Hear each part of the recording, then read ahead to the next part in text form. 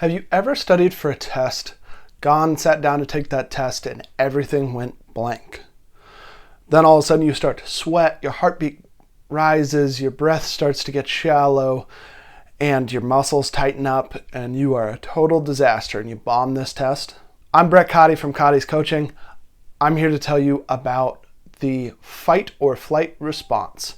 So the fight or flight response is a reaction to our fear-based response.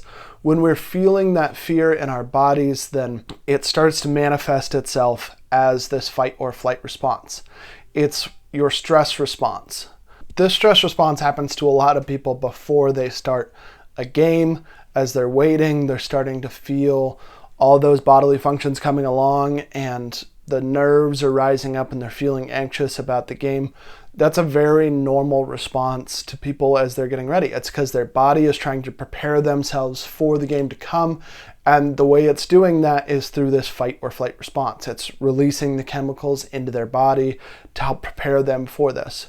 Unfortunately, it doesn't work. It's not a very effective way to prepare, because what ends up happening is while we're releasing all those chemicals into our body, it might be a few hours before the game, and we're just wasting that energy on those moments and creating anxiety instead of being prepared for the moment. And our body does this for a good reason, because it always, when it perceives a threat coming, it'll prepare itself. So it's kicking in that fight or flight response. So when that wild lion comes jumping out of the bushes, you're ready to fight it to the death or to run as fast as you can away from it.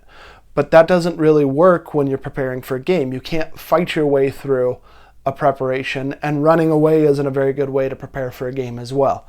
So we have this response that it is no longer adaptive to what we need. But luckily our body has a natural counteraction to this, a natural way for us to calm ourselves down and release all those chemicals out of our body and get ourselves back to a more equilibrium. And that is this thing that we do every single day called breathing. When we take a deep, long breath in and out, what ends up happening is we start to give control back over to our frontal lobe so we can start to think a little more critically. Our body starts to relax, and it starts to prepare yourself to be a more adaptive person rather than this person that's thinking they can fight their way or run their way through a competition, which just isn't going to work. It doesn't prepare you for a game, and it doesn't serve you in a game as well. So if you're starting to feel this fight or flight response kicking in, do me a favor. Take a couple deep breaths down into the diaphragm and feel yourself calm down so that you can take control and start getting back to your game and getting back to what you want to do. That's all I got for today. As always, like, subscribe, comment below. I love hearing from you guys. I love seeing more subscribers. I love seeing that you guys are getting these every day. I really appreciate you guys doing that so far.